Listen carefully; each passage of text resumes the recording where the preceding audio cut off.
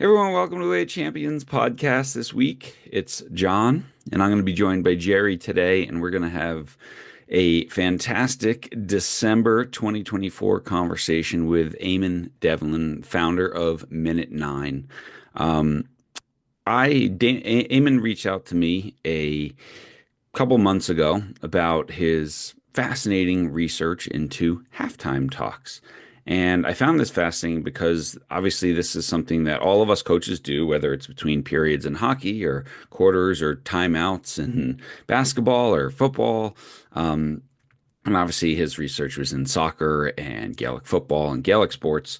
But what do we say and what do we do at halftimes? And actually, what are the needs? So, what are the exact needs of the athletes in those times? What is effective information that we can get across? What are our expectations as coaches? What are the expectations as players? And is there misalignment between the two? And if we can get more alignment, can we make that 10 minutes or that 15 minutes far more effective so that our players get more out of it? And so that's what our conversation is going to be about today. And I listened to Eamon do an interview with Dan Abrahams. I'm like, I have to have him on because there's so much gold there. I think for all of us, that everyone listening today, if you're coaching, you're going to pick up something that you can use right away in your next game. So you can be more thoughtful about those couple of minutes in the middle of your games, in the middle of your competitions that you get with your players, so that you can have those 10 minutes, those 15 minutes be as impactful as possible. Okay. Now, his website is Minute Nine. So MINUTE, the number 9.io, and at Minute Nine on social media as well. And yeah, you're going to love it. Now, before we dive in, this is probably your last chance if you are interested in a bulk order of books to get them before the holidays. We're getting close to crunch time here, but I have a couple in my supply. So if you are looking for the Champion Teammate, Champion Sports Parent, Win the Day, Every Moment Matters, just reach out, John, JOHN, at changingthegameproject.com, and we can take care of that for you right away. All right. I want to wish a happy holidays and thank you to our main sponsor, Sprocket Sports, as well. Sprocketsports.com/CTG. If you are interested in talking with them about getting a new website and player registration system, messaging system, scheduling, all that sort of stuff, in 30 years in youth sports, these guys are the best that I've worked with. The cleanest system, easiest for billing, easiest for registration, player evaluations, all that sort of stuff. So check them out and let them know that you heard about them on the Way of Champions podcast. Okay. And then also a final happy holidays to our amazing Patreon podcast champions, all of you who make a small donation every month to help us put out the podcast. So thank you all very much. We truly, truly appreciate everything that you do to help Jerry and I put out the Way of Champions every single week now for 406 straight weeks. It's kind of crazy, isn't it? All right. But for now, get ready, get set. Eamon Devlin, let's all get better at our conversations with our athletes in the middle of the game. Enjoy, everybody.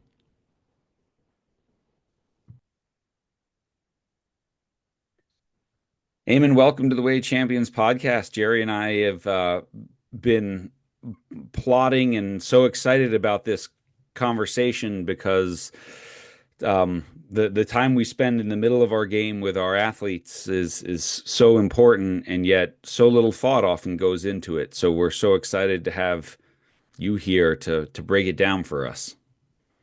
Jerry and John, looking forward to this. Yeah, there's a lot to unpack, I think. So hopefully we can get into some of the issues around halftime. Yeah, Great. well, when you first reached out to me and you sent me your, some of the research you had done, I was like, well, of course, like why wouldn't people really, put time into this impactful period in the middle of a match? And you write on your website, your business called Minute Nine, and your research unveiled the crucial disparity between coaches' expectations, players' expectations, and the gap between the two, and that misalignment is a pressing issue. And like I said, most of us sort of figure out what we're going to say and what halftime is going to be like about 10 seconds after the whistle for halftime blows. Yeah, I mean, if you step back for a second, so I did my first piece of research in my home sport, which is an Irish game called Gaelic football, and um, I never liked halftime as a player, didn't like halftime as a coach. Actually, ironically, still don't. And I looked at I remember the night, thinking, I wonder what research has been done in half times, thinking there must be a whole stack of papers on halftime because these intermissions have happen all over the world, underage and basketball and hockey and soccer and there was 9 papers I found. So to give you an idea on context, there are probably 500 papers on how people behave on a Zoom call, for example. Hmm. So and most of the existing research was out of those 9 papers, 7 were from what the coach thought, Hmm. and only 2 were asking the athlete. And I thought, okay, maybe the athlete is an important part of the equation. So my first piece of research was basically asking elite players what they thought of halftime. And I got the results back, and the results weren't very good. Basically, players not very happy about level of intensity, too much information. They don't feel they're looked after. It's all about the coach. And so then okay, then I better go in interview some coaches across the world, including some NBA coaches, some soccer coaches, right from my local Oxfordshire team in England to Arsene Wenger, Hmm. quite a well-known football coach. And I saw what the coach wants to happen at halftime isn't quite the same than what players want to happen. So I'll give you a small example. If you ask an athlete, according to our research and other research, what's the most important thing about halftime or the intermission break? It's rest and recovery. Hmm. If you ask the coach what they think, they would generally say tactical changes. So, i.e., the halftime talk. So straight away you can see that what the players want and what they see as important isn't what the coach thinks is important. Hmm. Yeah. Yeah. I mean, and it's so interesting. And again, this gets into which we'll unpack like so many different, how we use that time, how much time we're given, what are the ages of the players, and all that sort of stuff. But this misalignment versus, man, I just want to rest and something to drink and maybe something to eat versus, I'm going to cram in all this information. But I want to take just a step back of like, how did you get to this point? You talked about your experience as an athlete and a coach, but also just your interest in psychology sort of, came in a back door from sports psychology. And it was really working through some of your own stuff in your life that got Yeah. you interested in this and said, wait, why aren't we using this in sports? Yeah, so I'll give you the abridged version because I could bore you for 2 hours on personal history. I'm 46 years old. I grew up in Northern Ireland. So I'm Irish. I grew up during the armed conflict, so what's called the Troubles, and that's relevant for a later part of the story. Um, I became a nerd at school. Became a lawyer. Had a very fortunate career. Worked in the US actually for 2 US law firms. Worked in Boston, worked in Switzerland, worked in America. It was a very lucky career. Wasn't the best lawyer in the room, but some of my colleagues were good, so made me look good at times. And so I loved my legal career for 22 years, apart from the last 2. So the last 2 years, I had a very, very bad breakdown. I just couldn't keep up the pace. The targets kept getting higher, more billable hours, and for the first time, I think on year 20 was the first time I ever missed a target in my life, like a billing target or a client satisfaction target. And so the wheels start coming off until one day I just resigned. Um, Myself and another guy had built a business. We got to the stock exchange. We were very fortunate, enterprise. And then one day I just said, I can't do it anymore. So I left my company, left my career. And then for me, that's the problems really started because it turns out I was addicted to my work. Hmm. And when I hadn't got quote unquote work to do, I started basically overthinking, and got into very unhealthy patterns, so substance abuse. Um, I said to my wife one day, this is not going to end well. I need to get some help. So I finally put my large, significant ego to one side and said, my own thinking's got me in trouble here. My own thinking won't get me out of this dark hole. So I ended up in a trauma recovery center in Spain, 2.5 years ago, and very fortunate, went to the right place at the right time, got to the doors of this institution, and I said, I'm really unwell. I'll do anything you tell me to get better. So that's when I realized that how the brain operates was really interesting. So that's why I thought when I came out of that institution 58 days later, not that I was counting days, I thought, well, maybe I'll do psychology to keep myself out of trouble. So I did a master's in psychology. And then for my thesis, I was scratching my baldy head to see what research I should do. And I had a list of actually broadly from the Way of Champions, always a list of things I'm not very good at as a coach. And that list gets longer every year. And on that list was halftime team talks. Hmm. And I thought, I remember looking down the list one day at the same time looking for some research topic. And I thought, wow, I wonder what does make for a good halftime talk. So that's how I ended up, yeah, in halftimes. It's amazing. Jerry? What an amazing story. I'm captivated and in awe of your courage and your insight and your vulnerability and your openness to develop as a human being first and to discover your passion as a result of that. And so I'm sitting here completely enveloped in that story. And so many people need to hear that. And you're speaking to a an audience involved with athletics for the most part. And John and I just finished and this is getting off the subject of why you're here, probably, or maybe not. I don't know. Uh, Interesting though. We just did a DVD on the uh, the quiet crisis. Mm. And the quiet crisis is all about what you're talking about, which is, you were in crisis mode, And in Chinese, the word crisis means two things simultaneously. It means danger, like look out, I could lose this, but it also means opportunity, opportunity blowing on a dangerous wind.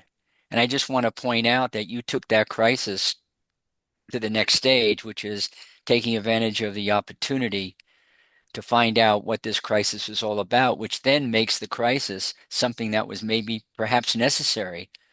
You had to get to that place in order to really contribute in the way that you were meant to be here contributing. Anyway, you're nodding, so I want to let you talk. Yeah, I think that's right. So I do a gratefulness. So previously before my breakdown, my mindset was it was never enough. So I'll give you an example. I actually teach one of the UK universities called Oxford, and I got a position there about 4 years ago. And the same evening, I wrote to Harvard saying, "Well, why isn't that Harvard? Mhm. No matter what was, I was fortunate to get, was never enough." And and with that it becomes not really accepting what you have or even realizing what you have. So now, not every day, most days I do a grateful, a list of things I'm grateful for. And one of them is my breakdown. Because without that getting really bad, I wouldn't have been able to put my hand up, put my, arrogance to one side and go, I need help here. There's people in the world I know can help me if I'm willing to listen to them. And it was true. And yeah, I mean, I literally, so yeah, I'm sort of, I, when I was ill, I didn't think I'd see the second half of my life. It was very serious stuff. I mean, this is going to sound very dark now, but it's true. It's part of my story. The place I was in, there's a guy called Christopher.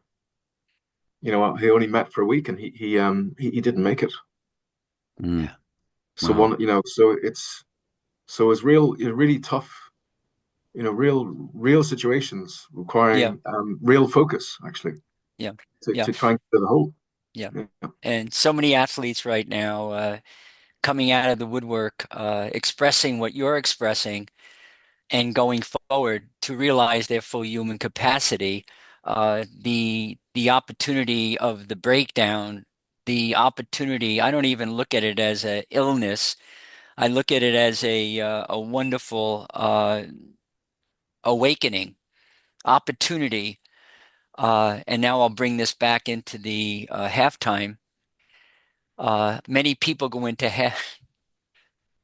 I'm free associating now. Many people go into halftime with a breakdown. Mm, The athletes are broken down in many ways. I've been in many locker rooms over a 40-year career with many teams, and the teams, a lot of them, some are very high and jubilant, and but many of them are broken down. They're tired, they're exhausted, they're mentally fatigued, they're spiritually spent, and they need rest. To your point before, they need time to recover. They don't need to be told about X's and O's that they know already. Everyone sitting in that room knows what they need to do, X's and O's wise. What they need is they need some kind of refresher. Press the pause button, which is what the halftime.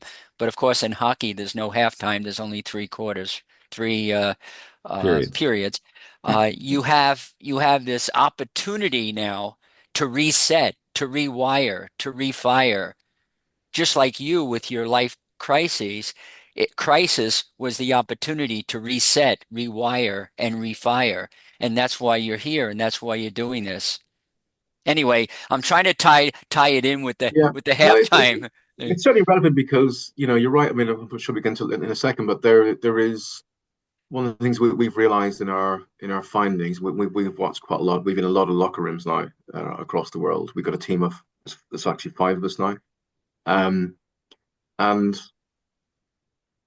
yeah, the urge from coaches to go into the dressing room, locker room really quickly as soon as the whistle gone. Eamon, I've got to go in and speak to these guys and girls because I've got all these problems to fix. And we say, okay, but are they ready to listen to you? Mm. Yeah, it doesn't matter. I've got a lot to say. And so the analogy we sometimes use, some people like this, some people don't, is that if you're, let's say soccer game, you've got 11 players. They're flying on the pitch. They're flying at hopefully about 58,000 feet, elevation. The whistle goes for the break. You've got to find a way of getting those planes to land in your dressing room where they come from a very, full exertion sprinting. The brain is working overload to try and stay in the game. But how do you find a way of getting them to land, to be still, to be present, where those 11 engines or planes are lined up in your locker room? Okay, like engines off, time to refuel. If the planes are still flying or coming down to earth, to ground level, and the coach starts speaking, I mean, our analysis shows that not even can the players remember what they say. They can't even see the coach, like really see the coach. And unfortunately, or fortunately, we find that landing period takes quite a long time, depending on the sport, but it takes at least 5 minutes. Yeah. Which is And a that's long what time. yeah, and that's what's interesting is yeah, your analogy I love, like, the planes in the sky and we got to get them all down and safely to the gate, and then you can sort of, you know, load some new stuff on or whatever. But that takes time, and oftentimes the worse it's going, the in the perception of the coaches, the worse we've played, the more information I need to cram in there. But that doesn't ever change the fact that you have to land the planes, and it's really about, you know, thinking I have to cram in a lot of stuff is probably the worst approach to halftime, isn't it?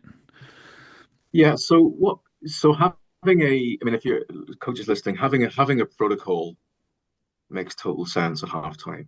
Hmm. So we work with, quite a lot of professional soccer teams now, and you'd be surprised how few have an actual protocol. And so we spent a lot of time because there's so little research in halftime. We looked at, okay, let's find some other areas where it's high pressurized, time limited. So we looked at actually admissions into ER hospitals Mm. because you got people coming in, limited time. You got to make sure that the patients are triaged to work out exactly who's priority. And of course, what are those? We looked at the Navy SEALs as well. They have protocols. They have timings. which they generally follow. And so when you have order, that immediately brings down people's tensions Mm. because the protocol will depict when Jerry walks in, when John walks in. The players have so having some order, we find the cortisol levels drop quite quickly. That's really interesting. And I think any, Yeah. it doesn't matter if you're fresh. I think you can do that even at under tens. Like it's just, and it could be as simple as if you got 6, 7 minutes for your break. It could be well, let's split it in half. Let's have half at player time and Yeah. half it to be coach time. Yeah. Yeah. Yeah. And I mean, it's, and I want to get into sort of those different ages and how that affects it in a bit, but just this, I think I heard you, I think I read in your research or I heard you say in another interview, like, many players, the overwhelming emotion when they walk in there, especially if they haven't played well, is loneliness. Like they feel disconnected from their team because they've let their team down. And my guess is maybe this might even be more prevalent in females than males. And I don't know if Yeah. you've done any research in that, but so your job as a coach is to rebuild that bond and bring people back together, right? Yeah. So loneliness appears pre-game and halftime for most players, regardless of the result. Okay. Um, a more, I would say, precarious emotion, if that's the right phrase, is shame and guilt. Wow. Loneliness, you can, I don't want to use the word fix, but it can be lowered quite quickly with a hug. Shame and guilt are much more deeper emotions. Mm. Um, and so sometimes just recognizing to coaches, they all may look, in one team because all wearing the same jerseys and the same tops, but they're individuals ultimately. Hmm. Particularly in the professional game. So in the professional game, at least in soccer, these players that they don't even know each other very well. Yeah. Like you're in a 2-year contract. Jerry came in 6 months ago. We work with one team in Europe, and they've got 12 different nationalities, 10 native languages out of 23 players. Wow. And so that just leads to more, when people feel fearful, they want to go to their own right, so to speak. But my other Brazilian teammate is on the other side of the dressing room. So that there is, yeah, there's a lot of quite so severe emotions in there. So we developed system. I'll give you one example of how to make that more manageable. One is giving players some choices. So what we would call internally player time is suggesting to coaches that players need some tools to make themselves more relaxed. Two examples would be look, if a player wants to listen to his or her headphones for 2 minutes, then maybe that's what they feel they should do. Hmm. More controversially, if a player feels looking at his or her phone Hmm. feels that that brings them more relaxed, then why not give them their phones? But the other side of the equation, you've got coaches saying, but I don't want any more screens in this dressing room. It's about Hmm. me and the team. Okay. But that's how a lot of people sort of deal with stress today is scrolling on their phones. Hmm. So right at the time of the week when so you look at a professional athlete's week in the evasion sports, the half time can be the most stressful period of the entire week. Hmm. And right at that time, we take away their normal coping mechanisms. Like it or love it or hate it, like, phones are part of lots of people's sort of de-stressing mechanism. But it's interesting, like we've had conversations with NBA coaches on this podcast about phones at halftime and all that sort of stuff and how, they're very likely to go there and pay more attention to what is being said about them on Twitter than what the coaches say, hey, no, you're doing fine here, or hey, here's what we need to fix. And so, I mean, I think there's other aspects of life where if drinking booze is a coping mechanism as well, but we wouldn't say, have a couple shots here at halftime either. So I think we can also say this might be helpful, but also damaging. Yeah, I think the way we sort of suggest to coaches and players, and by the way, when we work with a team, we have two conditions. We Hmm. speak to the players, half the players, because ultimately the advice we have needs to work for that group, and particularly the Mhm. players, more so than the coaches, which frankly usually annoy some of our clients. Some of them, I'm sure we could probably lost work because of it. Because ultimately, we're trying to design systems to make the players more settled, more relaxed, so Yeah. perhaps that they can perform better, right? Maybe Yeah. there's um, and the other condition is that we have that they um, that we're all able to sort of view what they've done before, right? There's lots of halftime tapes, and we analyze. Yeah. Um, so breaking into so you come back to the plane analogy. So the plane is coming in right into JFK. You got your planes lined up, 11 in a row. But of course, the game's going to restart in X minutes time, right? So there's also a takeoff part of Hmm. this story. So I think that's when the coaches, so when we call coach time, Hmm. that's when the coaches, we would argue, come in.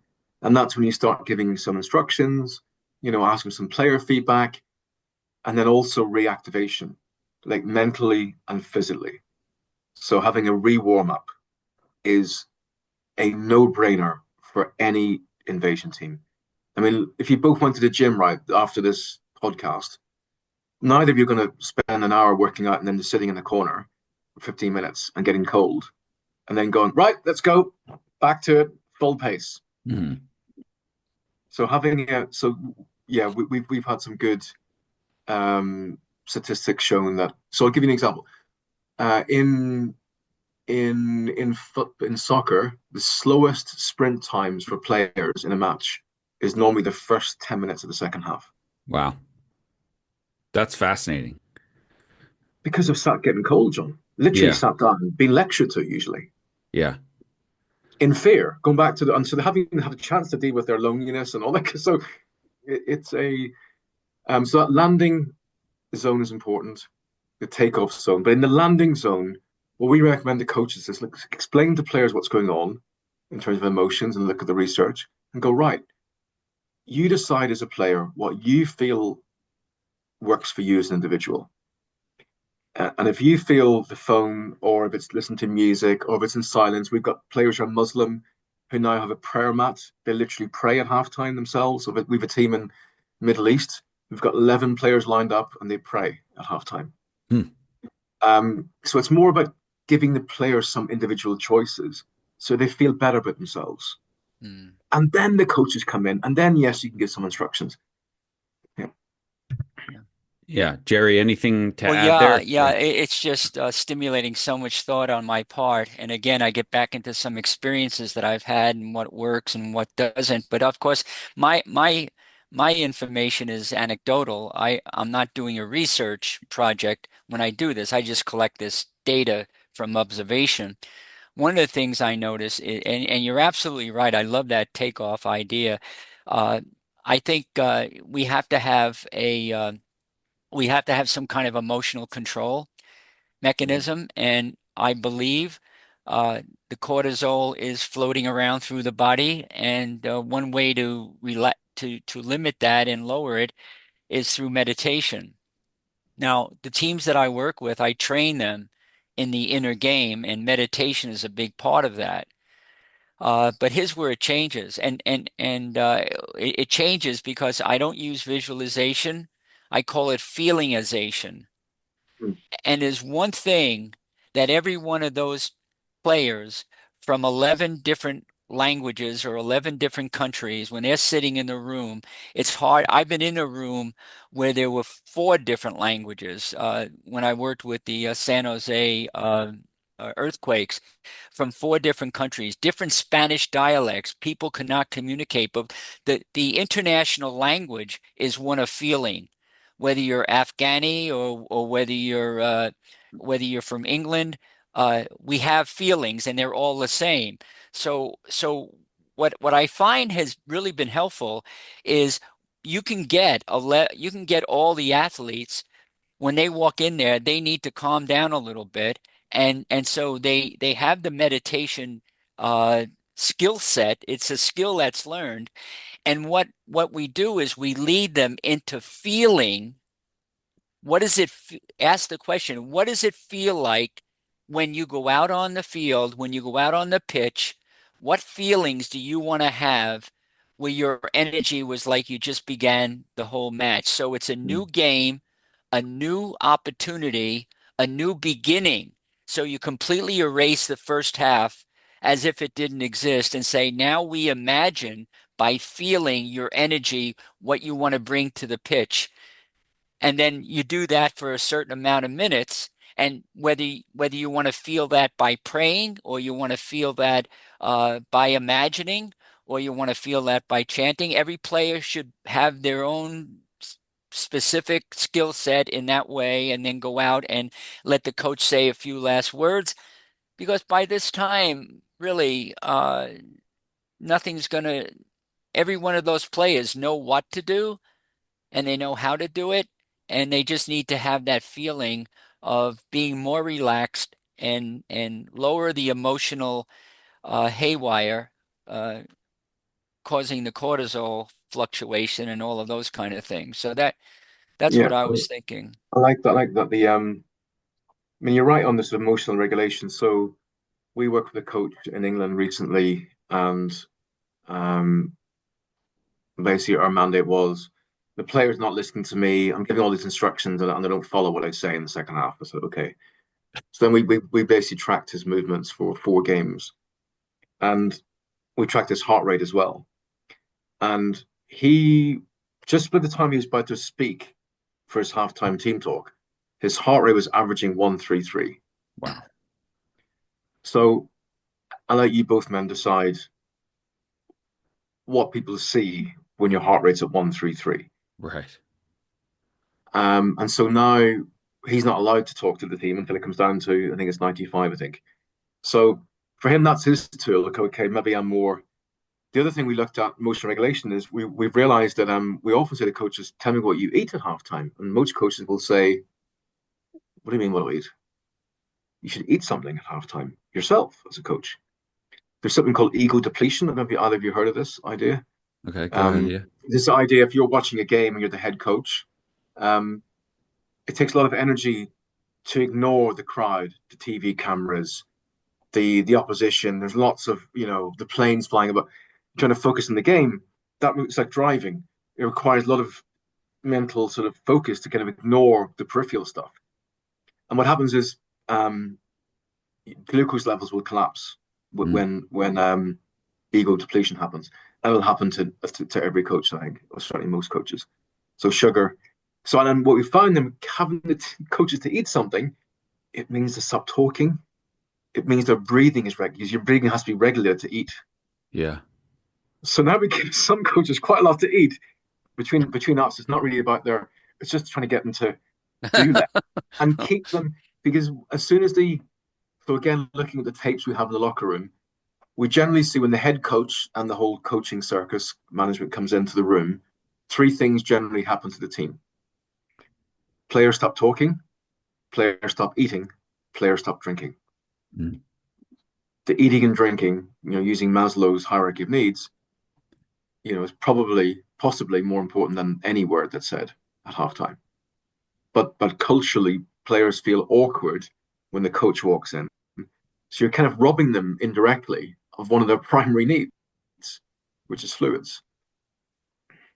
Yeah, that's really interesting, right? And so if you feel like as a coach that you have all this stuff to cover and you start talking right away, then they don't drink. Then they don't whatever.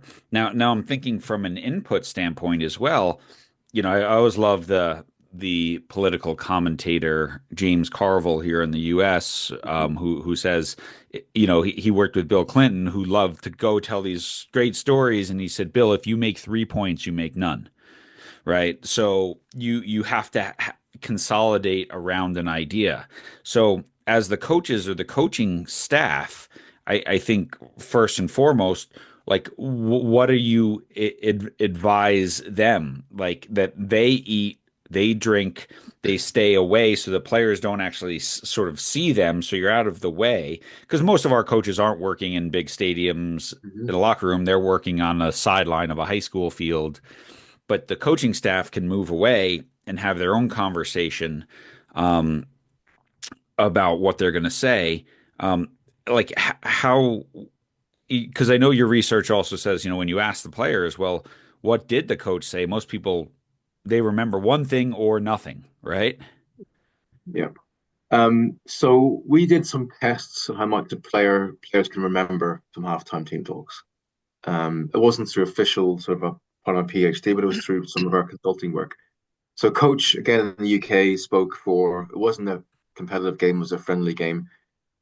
Spoke for 3 minutes in what I thought I was actually in the room that day, in what I thought was a reasonably well structured halftime talk. But before the game started, we then interviewed quickly asked some players, tell me what Coach Sullivan said to you a few minutes earlier, and the results were appallingly bad. In fact, the coach thought we made them up. Um, yes, players can remember the concepts like pressing or inverted fullbacks, but the detail was, apart from two players, was not there.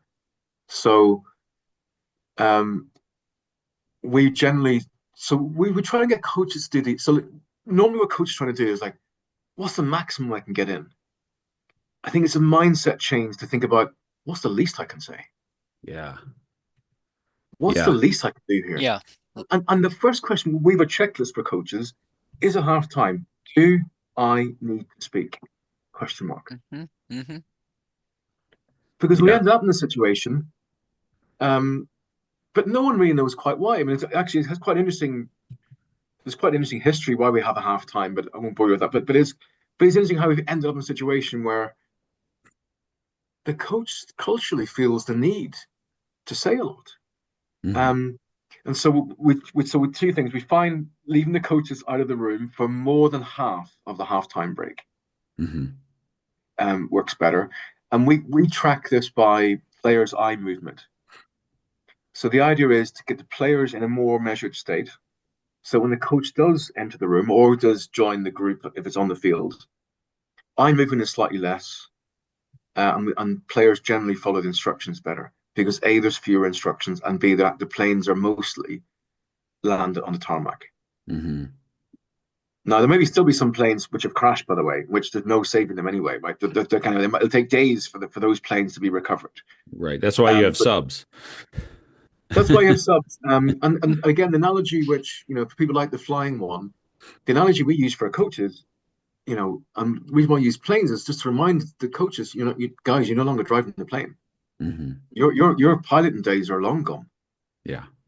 You're air traffic at most, you're the head of air traffic control today, Yeah. where you can give messages to your planes flying, and hopefully they'll follow them. And of course, in our air traffic controllers, the language they use is always calm. If an air traffic controller, at least in England, I'm sure it's the same in the States, Yeah. start using aggressive language, they will get fired before the end of the shift. Yeah. Because they've realized in life and death situations, the best way to get a message across, the best chance of it, is to be measured, present, one statement, one sentence, make sure it's accepted, then you move on to the next one. Yeah. Yeah. What, what, um, I mean, I would think when players so I go back to obviously coaching soccer or whatever, which would be different than ice hockey where you have multiple lines and everyone's going to play and coming on and off and things like that. But soccer, like sometimes, we haven't done well, so we have to make a tactical tweak or we have to change the formation or we just got a player sent off and we need to, fix how we're going to play. I would think that sort of information might stick like a big picture thing. But what about, hey, I need to talk to Eamon because the player I can help him there. So my next sort of thought is how many voices should a team hear from at halftime versus is the role of the assistant at halftime to speak to a couple people one on one? And is that more impactful or memorable than the giant team talk? So the most impactful feedback that players get is from none of the coaches. It's from fellow players. Mm, The let's say John and Jerry on the seat. You're both in the same team. I'm the head coach today. John, you think Jerry's not having a good day? He's just not at the races. He's just not. His mm, player is like 5 yards away every time. If you said Jerry, I need to up your game in the next half. mm, You're more likely to believe Jerry than you are me as your head coach. mm, Because in that moment of stress and anxiety, you're both in the field of play. You're both at war. Yeah. I'm sitting in the stand Yeah. Hmm. playing, having the game played, trying to play the game 20 years ago. So that's why we try to engineer not having the coach, because that's golden feedback, interplayer, and of course that interplayer feedback doesn't really happen when you have the coaching circus in the room. Hmm. Um, I think uh, what else would I say with that? I think also, we generally try to get the what I call the clan, the kind of big halftime team talk. We try and get it down. Currently, by the way, it's 5 minutes 30 seconds. Is what? In soccer, so that the head coaches talk in soccer is 5 minutes. In professional football, it's Right. 5 minutes 30 seconds. And that's a 15-minute halftime. Yeah, Yeah. but there's a range. I saw a tape from a team 2 days ago. Coach spoke for 13 minutes, didn't take breath. Yeah. So 140 minutes, 140 words a minute. That's a lot of words. I I'm think not going to try to do the math either, yeah, but it's yeah. several it's over 1,000. So we generally try to get in teams to try and get the big halftime speech down to 60 seconds. Yeah. Wow. Now, but to have it supplemented with visual aids. So even if you're on if you have your halftime on the pitch, you don't go into a locker room, having a blackboard or whiteboard is a total no-brainer for coaches. Hmm. And having your 3 points written down, even if it's just the headings, if it's press, formation, energy, and actually if you write it out whilst if the players see you writing it out, that sort of engages the eyes and they feel a bit more part of that message as opposed to just being lectured to. Um, the use of statistics can be useful, but we would recommend that the stats for the game are available for the players to look at, but they don't have to look at them. Hmm. And then yeah, individual chats. So we think, particularly in these multicultural teams, guys, we got to just cut down this big speech in Spanish and narrow it down to individual messages. And then really thinking about does it make sense for me as the coach to make an intervention to Jerry today? Do I really think an intervention, I one-on-one talk, will make a difference? If not, then sorry, just leave Jerry or John alone. Mm. But really thinking about and so if you free up having a shorter grand speech, that then creates time to have individual messages. Yeah. Jerry, I mean, I, you've worked. Oh, sorry. Go ahead, Eamon. Sorry. I was going to say the most powerful, I think Jerry mentioned these players know the X's and O's, right? I mean, Yeah. like the analogy I also just used recently is like if I got in my car tonight and my wife sat me down and goes, "Well, Eamon, before you go in the car, I need to sit you down. I want you to. I need to tell you about driving a car. You know, when you get in the car, Eamon, make sure you put the key in the ignition. You put your seatbelt on. Hmm. You got to make sure you got enough water.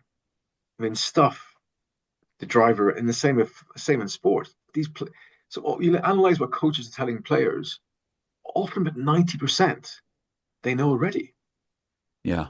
And so, how does that go back to their emotions being lonely and anxious? And then you get someone kind of lecture to them about stuff they already know. I don't think it makes them feel much better about themselves. Mm. So storytelling, I'm going to mention this. So we would recommend storytelling at halftime in something. So I'm going to play out an example, probably better with an example. So we've got, I don't know, Inter Miami's playing one of the New York teams. Hmm. Inter Miami is actually one of our clients. Hmm. And uh, John, you're managing Inter Miami. Jerry, you're managing the one of the New York groups. I mean, get Coming it at to Messi. halftime. That's all my advice is just get it to Messi and we'll, yeah. Well, I mean, you laugh. I mean, Yeah. the really good, insightful talks are as simple as that. Yeah. Yeah. There is a simple, and actually, not even simple is the wrong word. They're beautifully crafted. Yeah. Simple is the wrong. They're beautifully. It takes years to be that simple, right? And so anyone can make it complicated. Yeah. So, the example is you're in a final 4-0 big MLS game. You got Messi in your locker room, you're 4-0 down, you're thinking, we should be beating these guys. You walk into the dressing room, and this is from I'm going to see if you can guess which American coach this is from. So you walk into the dressing room. I'm going to invite you to both close your eyes. Yeah. So, John, you walk into the dressing room, you're manager of the Inter Miami team. You walk in, you leave the players for about 5 minutes on their own. You walk into that locker room, no one catches your eye, no one's talking, no one's drinking. And you start talking, you say, some of you think this game is lost already. Hmm. I'll be honest with you, 4-0 down against this New York team. I think we've lost the game, Hmm. but that's okay. There'll be other games. But now what's at stake is your character. Hmm. For some reason, we haven't turned up today. We're all in a collective hole together here. I'm not going to make any changes to my first 11 because you all deserve the chance to what's going to happen. You're about to see how you each behave in a situation where there's hardly any hope. Hmm. And that is part of your character. And knowing your character is more important than the result of this game because you're going to need a character for your wife, for your family, long after you hang those boots. And for some of you, those boots can be hung up very soon. I have nothing more to say to you. I'm really looking forward to now seeing how you lose this game, gentlemen. Hmm. I wish you the best of luck. No, that was the talk. Yeah. Do you know which coach I stole that from? This was American an football. American coach, or you Yeah, said, it's American. Yeah, NFL. oh, Bill Walsh. NFL? Bill Oh Walsh. man, Who? Bill Walsh. Bill Bill Walsh. Walsh. Wow. Yeah. Well, I happened to meet Bill Walsh. I was very privileged Oh to have wow. conversations, yeah, with Bill Walsh. I was working at Stanford and he was up there and we had conversations like what you're talking about. And it's interesting you bring up the word character. Who the heck knows where our conversations go? Look where we are, John. And this is nuts, right? I mean, Bill Walsh, it was all about character. It was all about how his players felt. It was all about if they would feel a certain way about themselves, about each other, playing for something bigger than the outcome, bigger than the scoreboard, bigger than themselves. It was their character. It was who they are. When all is said and done, when you're lying on the floor with your face muddy and dirty, and you get up and you let the rain kind of come down and shower you and clean you off, what are you going to do about it? And how are you going to be, right? But anyway, I'm just making a comment here. Can I go on, John? Here, I have some Yeah. thoughts. Yeah, first of all, somebody, and I don't know who it is, but I could find out later. Someone once said, "Simplicity is the ultimate sophistication," and I think it holds true with what you're saying, Eamon. And the other thing I want to share, I want to throw out there, and I really want your opinion about this from your research because you're in the I'm more in the trenches. I don't know. Maybe I'm not, but I think I am. I'm a more of a trench guy than a researcher. But I capitalize on people's research, and you've done some remarkable work. And I'm just curious what you think about what I'm going to say here. Uh, there's a lot of science now that's coming out to prove what I intuitively knew was right for the last 30 years, and that is that feelings equal function. Mhm. Now, that's pretty interesting if feelings equal function to me, because Maya Angelou, one of my favorite poets of all time, once said that, and think about the coach now talking and saying and doing. So I'll paraphrase it. Athletes will forget what you say, uh, they'll forget what you do, but they will never, ever forget how you make them feel. Mhm. So if feelings equal function, and feelings drive the emotional package. And we need to have more emotional management and feelings equal function. How are we being as coaches if we're not giving the athletes an opportunity to feel and this goes back to what I said originally a few minutes ago, if they can't feel how they want to feel, like I say, Eamon, John, how do you guys want to feel when you go out on that pitch right now? Close your eyes, take a few deep breaths, feel yourself being warriors. What does that mean? Feel yourself being Mm. fighters, battling, willing to bleed for whatever it takes.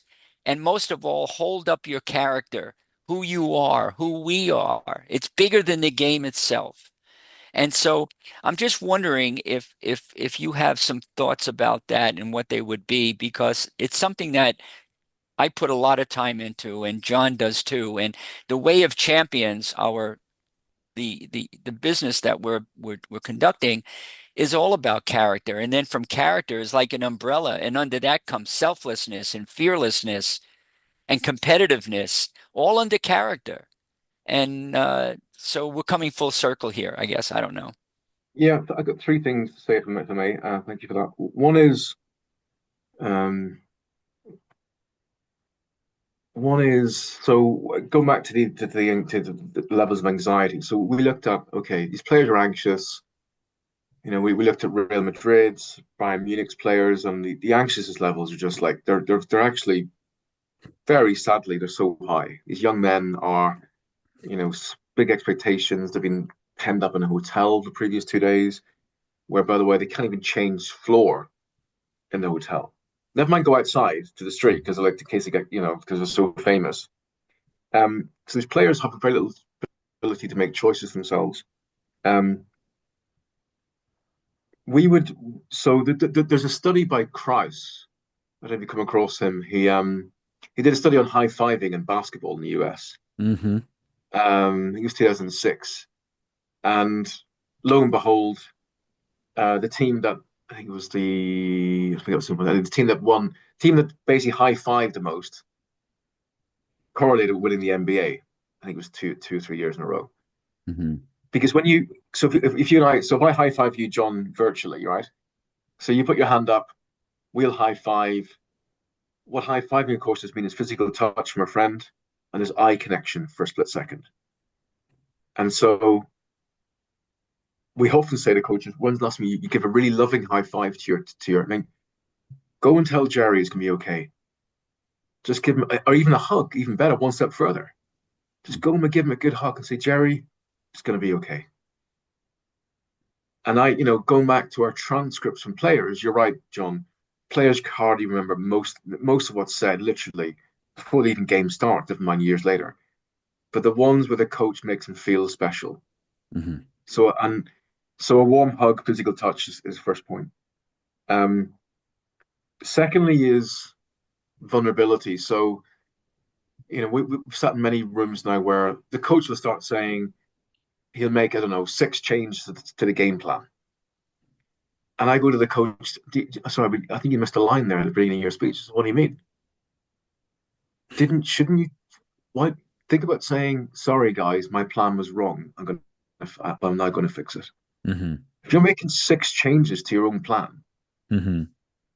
the easy win is to say to your team, guys, sorry, I give you the wrong blueprint, I screwed that up. Yeah. but help me here. Yeah. Okay. I put you out with the wrong tools, the wrong plan. I need your help here, though. I think this is going to work. Um, but how often does that happen? Mm-hmm. It's vulnerability, I think, the feeling. And then thirdly is when the whistle goes at halftime, one of the mental tools we suggest to coaches is, do these players need picked up or pushed down? Mm-hmm. And for most teams, it's picked up. Mm-hmm. Right? You meant the broken Warriors, Jerry. And I always say to coaches, good luck picking up a team using X's and O's on its own. Yeah. Mm-hmm. John, Good luck. this is very interesting. I'm elated that that's what you find. Those 3 points really reinforce what I was saying and what John and I are teaching, which is, it's all about connection and caring. And the more we can connect with each other and the more we can demonstrate caring and empower each other, basically in a foundation of caring and love, then we seem to perform at higher levels and we recover faster. And maybe that's what the rest is all about. Maybe we just need to connect in this period of pausing to make sure that, you know what, I got your back, Eamon. I got your back. Don't worry. And John, I'm right with you, buddy. And so we create this environment that feels relaxing, but it also feels connected. It also feels supported and all of that. Well, you know, what we think is makes sense is connected is to get to the connected part. Um, we've got to switch off a little bit though. So we now recommend to all the teams we work with, guys, we've got to find a way of giving these players mental break. Mhm. So we've got 4 teams now who players have chosen a computer game of their choice, and they sit and play the computer game for 3 minutes. It's something they can do, something they control. It's used to, it's familiar to them. They can get a high score, whatever. It seems to. So that idea of um, doing something, frankly, nothing to do with the game for a little bit. But then so you can imagine going back to this player time, planes landing. We have in the professional teams we work, we have certain lighting. So let's say it's a blue light, Mhm. right, during player time. But once the player time is up, the 5 minutes is up, guys, or the 6 minutes, the colors change to the colors of the team that you're playing for. And actually then music comes on. There's a bit of to signify to the team, okay, now we're back into a group. Mhm. We've had time individually to recover as humans, as people, but we're also a team here. So if you're trying to create those team mindsets, one individual selfish time where you recover, and then you're back into a clan, into a group. How much, And how much, so, sorry. so I was just gonna say like how much should training replicate the same thing? Go back to to football, soccer, right? 45 minutes. Should we take a break and then do 45 and then do our next 45? Is that what our training should look like as well? So that they're used to this, like, I got to go hard for this amount and then I break it down and then whatever. I mean, I don't know. Just yeah, curious. there was a Super Bowl team, and again, maybe it's even heard in your podcast. And there was definitely a Super Bowl team where did this very thing. They had practice and had the same length of break, whatever it is it 20 minutes for Super Bowl? I don't know how long it is your A break. Super Bowl's long because they do all Yeah, the big halftime Yeah. shows, so it's yeah. an abnormal game. But they did it in practice. They go, right, well, we're going to face this in a week's time. Yeah. And of course, the players hated it. So all the more reason perhaps to need to do it, right? Because it's uncomfortable, right? No one like because it kind of highlights if you actually wanted some history on halftime, at least in football, originally it was just like there was no time period, you just switched ends of the Hmm. game. Then it became 5 minutes, then it became 10. It only became 15 because of advertising and TV Advertising. Yeah, purposes. yeah, yeah. Nothing to do with player welfare. So Yeah. yeah, having practicing what you and then the other easy win for coaches, John, is for I recommend to any coach is getting videoing your own halftime performance. Yeah. Leaving it 2 days. If you have children, give it to your kids. Certainly, my kids will give me exactly what they see, which can often be like, this is crap, whatever. But you're doing it with a place of love, but Yeah. real honesty, Yeah. honesty, and then I think it's an easy sell to coaches. Look at you're saying to your players, I want you to get better every week, basically, quicker, stronger. I'm just trying to do the same as a coach. Yeah. Yeah, it's not that weird, is it? We're all trying to get better, I think. Yeah. And it's really your only time for most coaches to impact the game. In basketball, you might call some timeouts or whatever, right? But it's really like, especially in a constant moving invasion game. Let's go back to soccer, right? You really have that small amount of time, or rugby or something like that. I just, I just, I'm thinking about you doing all this, and I'm also thinking about coaches, the pushback you might get, right? Like who makes the decision to hire you to come in to support their coach who's like, I've been given halftime talks for 30 years. I don't need help on that. Yeah. But then the ability to interview players, video them, show them what's happening, take their heart rate, all those sort of things, I think hopefully for most coaches would be pretty impactful. So it depends on age, to be Yeah. frank. So Yeah. we look at our client list of first teams in football, and mostly European-based teams, like in Germany, Mhm. Italy, Spain. Um, we don't have a coach, first team coach above the age of 50. Yeah. Um, it's normally the actually an analyst gets in touch because they're young, they're probably played recently, or this looks quite interesting. Um, so it's usually the analyst gets in touch with us, Hmm. and then they might recommend to the head, So yeah, we we've had pushback when we said, look, we need to speak to your players, and said the coach goes, no, not with my players. Okay, well, I Yeah. said, we can't do our job then. And Yeah. we have a little business, but so far we've almost had a record of changing teams work, changing their protocol, in some cases a lot. But it only works if we have the players buying. 'Cause ultimately, the philosophy is halftime is for the players Hmm. as a primary outcome. And so without player input, I mean, the team we have internally, no one's above some 40. The youngest person next to me, I think, is Chris, but all the other guys are like 21. They're playing age Yeah. because how they see the world completely different how I see it. Like Yeah. literally, when we go to clubs, we do a culture report. So when we go to clubs, we do a report called a culture report. We answer three questions: what impressed us, what we saw that we didn't expect to see, what can be improved. And each of us writes a report, and we do collate the answers. And the stuff that Max, who's 21, I literally could spend a week looking for that, wouldn't have seen it. Yeah. Yeah. Just because of the way you see the world. Yeah, yeah. Yeah. And then, I mean, how much, I think I heard you say or write somewhere, right? Like one of the questions that we always recommend to coaches is, how can I be a better coach for you? Right? Mhm. A coach asking that. And then I heard you say, tell me what you need from me on game day. Yeah. Like just asking a player that question, what do you need from me on game day, is pretty important information to know. Yeah, and actually, that's not mine. That was a coach in Australia called Andy Friend, who, if I don't know if you interviewed Andy Friend, he's a fabulously smart coach. So that was his question. He would ask players, yeah, in off season. So he had answers ranging from he had two players who told him, "I want a letter from you on game day." Wow. He'd write little letters to these players, and other players would say, "You know what, Andy, I've got it. Leave me alone." Others players will say, "Yeah, I need the reinforcement today. I need the hug or the pat on the back."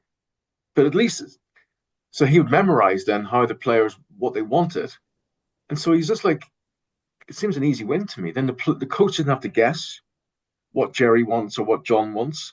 Just ask you what you want, and then try to support them. The other question, which actually is also Andy Friends, is slightly more controversial, more of a statement. But his statement is along the lines of, every time you speak to a player on game day, including if it's like, you're going to have a great game today, you can do it, you're kind of telling them that they can't do it themselves. Hmm. Yeah. I mean, so the subtext must be, you needed that fist pump, Jerry, because I think without that, you weren't going to deliver on today. Versus if they So, say to you, hey, I want that fist bump, then you're just giving them what they asked for. yes, but yeah, so we track also, like, just again on match their game day, how often the coaches intervene with the players, how often they speak to the group. For some groups, before they get in the bus, so before they get breakfast, in the hotel, before they get in the bus, sometimes on the bus, they speak to the players. Pre-game meeting, which is a lecture by the coach. In-game noise, I call it. Halftime, another lecture. Post-game. So you can get up to like 7 times that coaches intervene. Hmm. And then we'll just go, right, Jerry, today you intervened 7 times and your word count was 4,500 words. And then just let Jerry decide, is that a good outcome? Yeah. Yeah, and I would think it would be, you know, uh, again, if you were having the coach do a presentation to you about his team and you intervened four times with 4,000 words or seven times with 4,000 words and then asked him at the end, tell me what I said. Tell me the feedback I gave you. He again, he might come up with one thing. She, right? Yeah. Yeah, yeah. So I think so. What we try and get to do is actually to take some of the pressures away from coaches and realize, I think game day, our philosophy is for the players. Yeah. And I think maybe it was, again, maybe on your podcast, his analogy was being a waiter, right? A good waiter. Yeah. You can't see them, but they're there if you need them. But they're not driving the plane anymore. Yeah. You're in the control tower at most. And so Yeah. just watch your team go and do it, whatever they're going to do today. Yeah. What about ages and gender as well? Again, thinking a lot of our listeners are working on the youth level, where maybe halftime's a little shorter, or their time with the team is less than a professional coach or a university coach or things like that. How does player age and ability affect the needed or wanted intervention? So there are some teams now across the world, some clubs and some federations who up to the age of under 13 are just banning halftime talks. Hmm. Um, I call them Haribos half times. Yeah. Just give them Haribos, the water. Yes, you make subs, but that's it. Haribos are like gummy bears. Yes. Oh yeah, Yeah. don't have them. Yeah, gummy bears. Yeah, Yeah. Okay. yeah.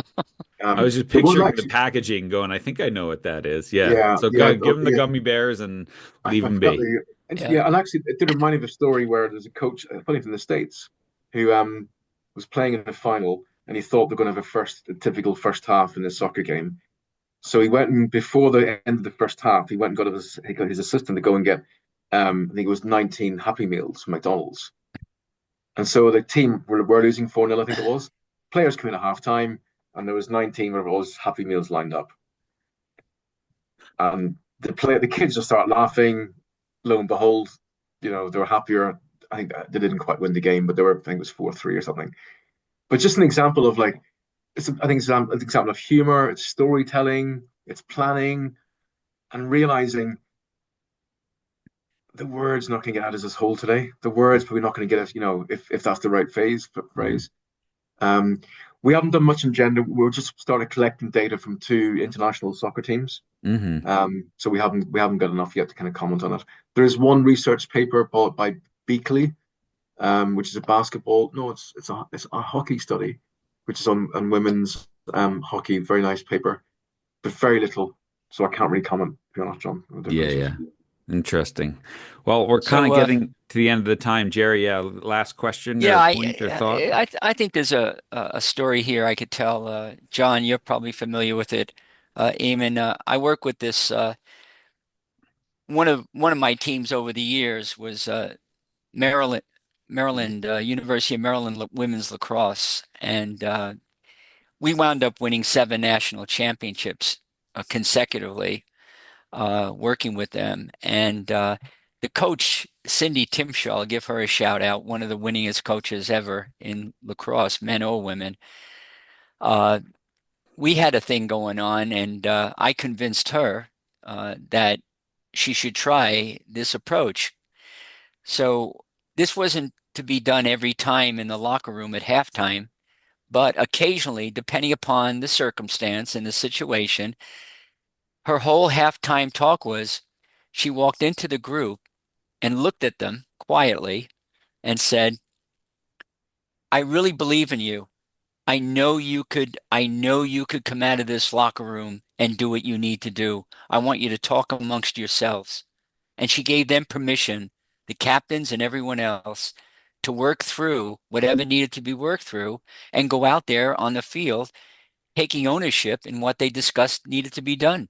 And her whole philosophy at the time was, I really believe I could sit in the stands and let them play without doing anything and without coaching. And sure enough, they responded so well. That whole idea of less is more. I believe in you, so you're empowering them. Oh, the coach believes in us. Let's work it out and let's go out and see what we can do. And the second thing she did brilliantly was when she would call a timeout, they would come over in a circle and she'd have them stand in a circle, which was the unity, which was the connection, which was the caring, put their arms around each other, close their eyes, take 3 deep breaths, and spend 30 seconds feeling, getting back to the feelingization, feeling the way they wanted to feel after the timeout and go out on the field and bring that feeling. What do you think about that? Those two things. That's amazing. I mean, first of all, um, that's empowering players. I mean, one tool we said coaches have in the locker room is not entering the dressing room at all at halftime, Hmm.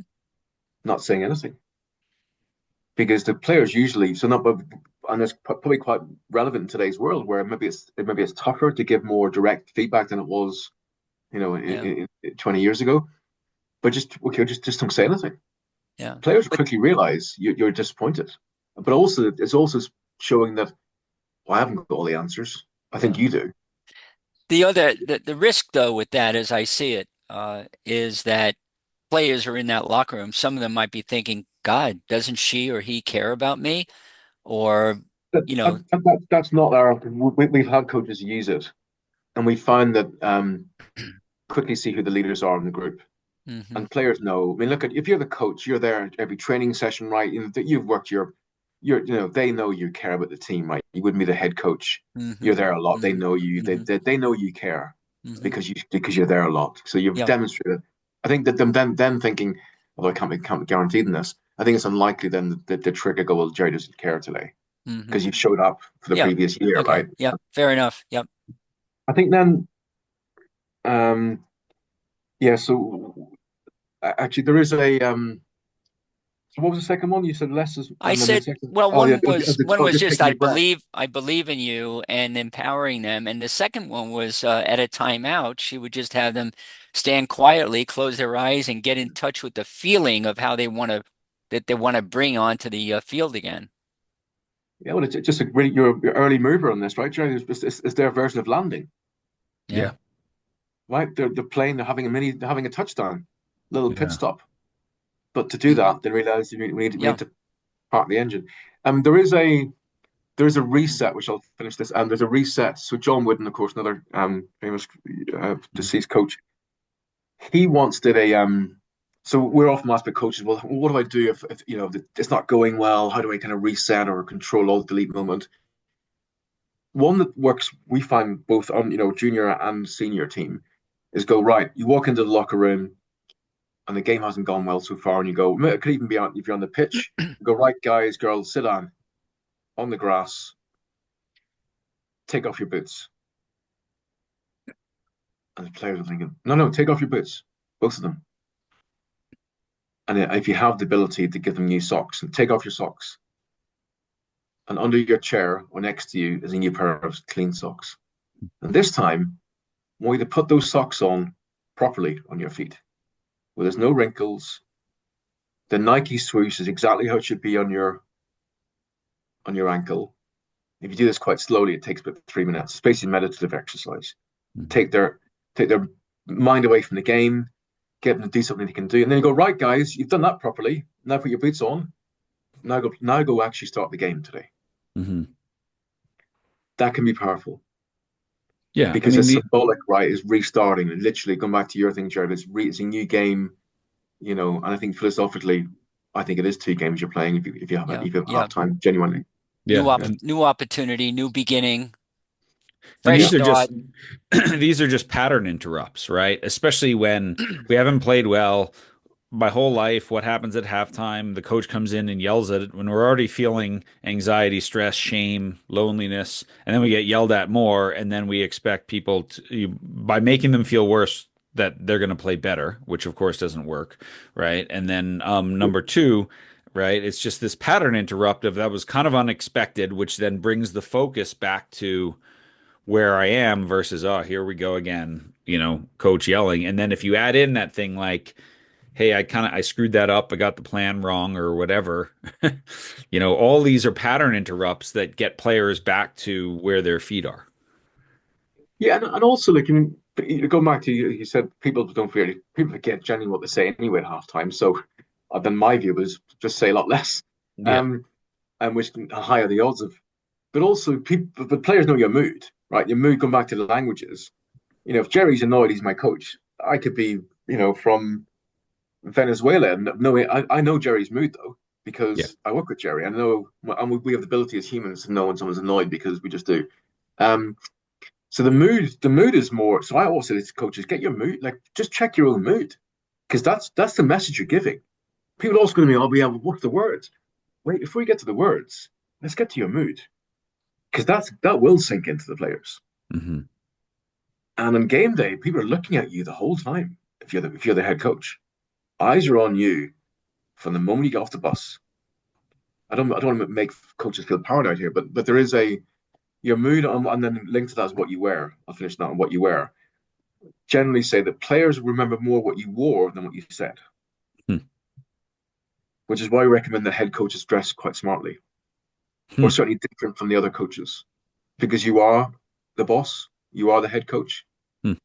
and and it's a different position you have from your assistant coaches. Hmm. Fascinating.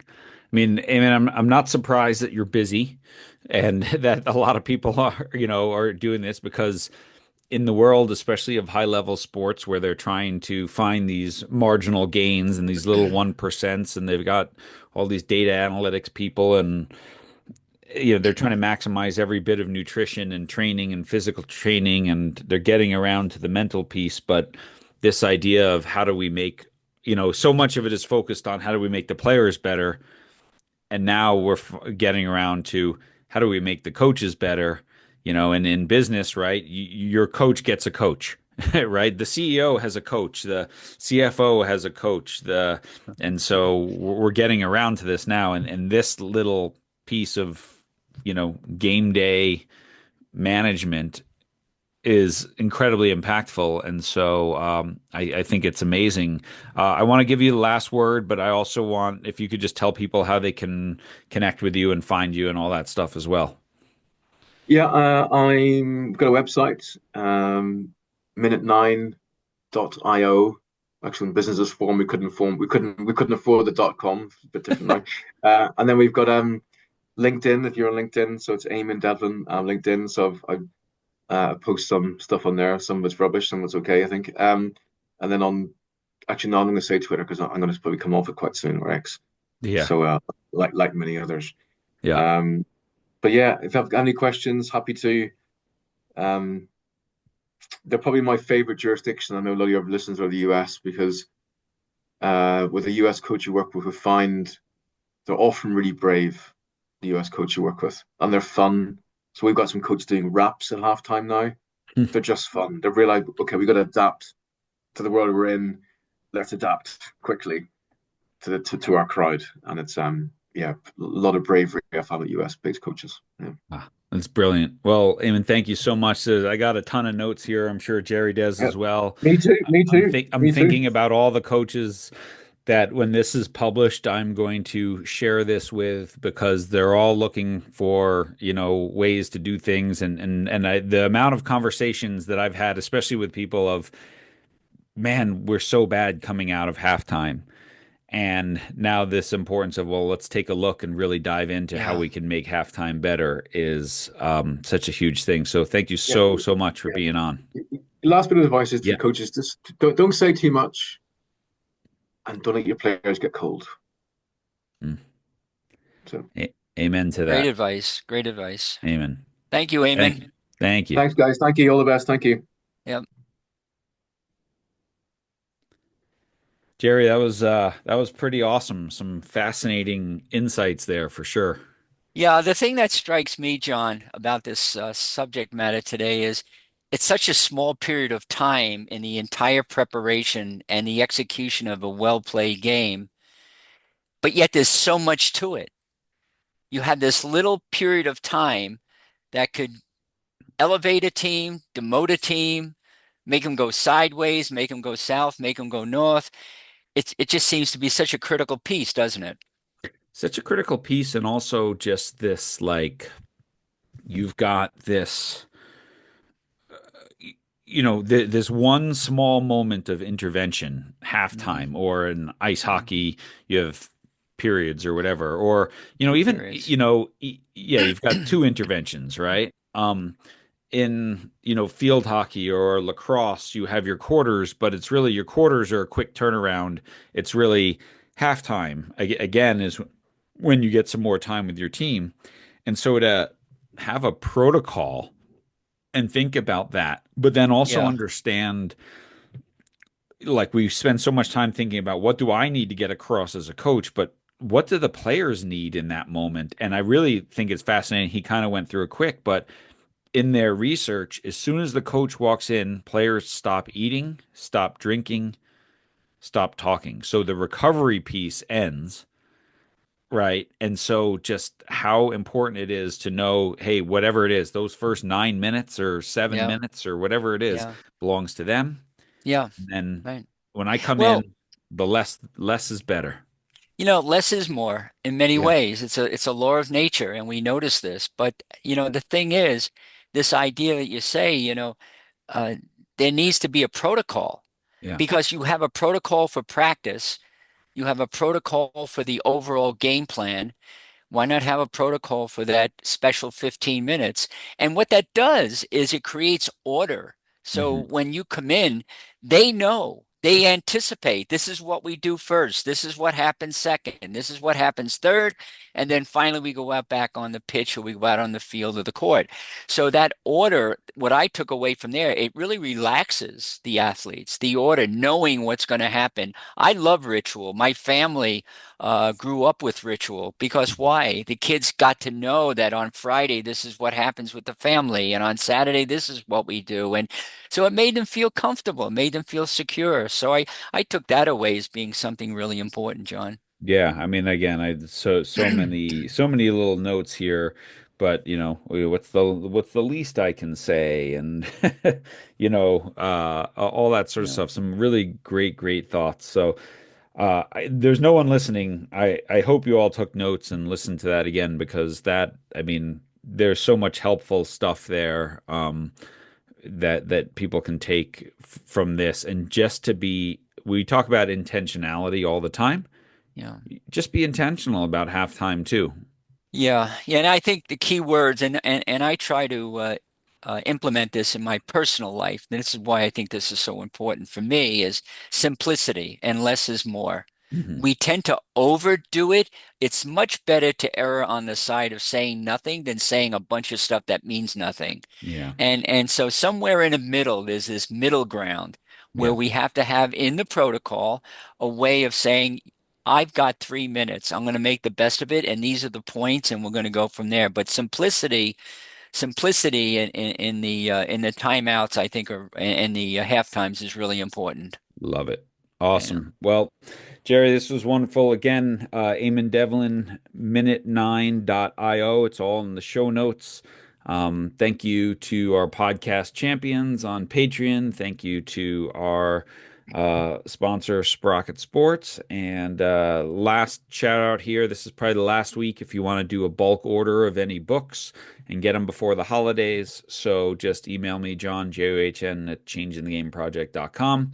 We can get those out to you as well. But in the meantime, Jerry, man, this whole podcast was about influence, wasn't It was. It it? definitely was. And as we know, it's never neutral, is it? It's never neutral. So be intentional about that influence, especially at halftime, especially between periods. We'll see you all again next week, everybody.